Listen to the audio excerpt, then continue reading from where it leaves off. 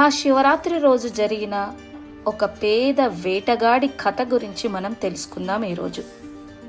ఒక పేద వేటగాడు ఇంట్లో పిల్లలు ఆకలితో ఎదురు చూస్తున్నారు. అతను ఆహారం కోసం అడవిలోకి వెళ్తాడు. అడవిలో చీకటి కమ్ముకుంది. మృగాల గర్జనలు వినిపిస్తున్నాయి. భయంతో ఒక పెద్ద బిల్వ చెట్టు ఎక్కి కూర్చున్నాడు. నిద్రపోకూడదని ఆకులు కింద పడేస్తూ మేల్కొని ఉన్నాడు. అతనికి తెలియదు ఆ చెట్టు కింద శివలింగం ఉంది అని. ఆ రోజు పవిత్రమైన మహాశివరాత్రి.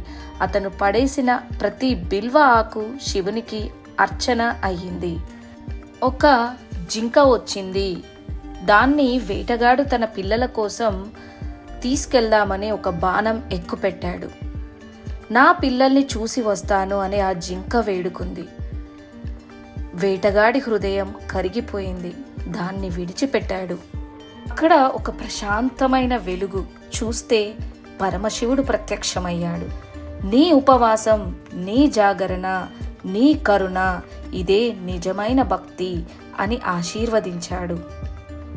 ఈ కథ ద్వారా మనం తెలుసుకున్నది ఏంటంటే, నిజమైన పూజ అంటే శుద్ధమైన మనసు అని. Thank you for watching.